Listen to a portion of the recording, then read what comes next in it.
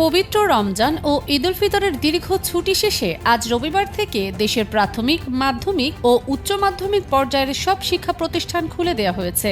দীর্ঘ বিরতির পর শিক্ষা প্রতিষ্ঠানে পাঠদান শুরু হলেও এ সময় কিছু গুরুত্বপূর্ণ নির্দেশনা মেনে চলার কথা জানিয়েছে শিক্ষা মন্ত্রণালয়।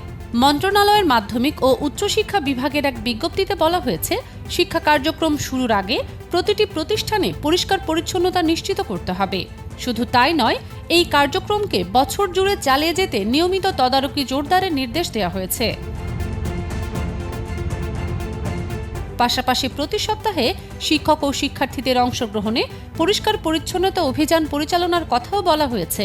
নির্দেশনায় আরও উল্লেখ করা হয়েছে, শিক্ষা প্রতিষ্ঠানগুলোতে বৃক্ষরোপণ কর্মসূচি গ্রহণ এবং বাগান পরিচর্যা নিশ্চিত করতে হবে।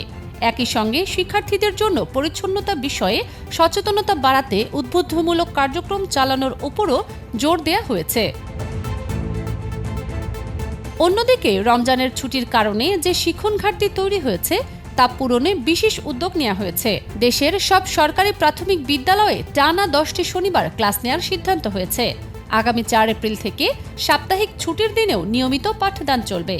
প্রাথমিক ও গণশিক্ষা মন্ত্রণালয়ের এই সিদ্ধান্তের মূল লক্ষ্য হচ্ছে নির্ধারিত সময়ের মধ্যে শিক্ষাবর্ষের সিলেবাস সম্পন্ন করা এবং শিক্ষার্থীদের পড়াশোনার ধারাবাহিকতা বজায় রাখা।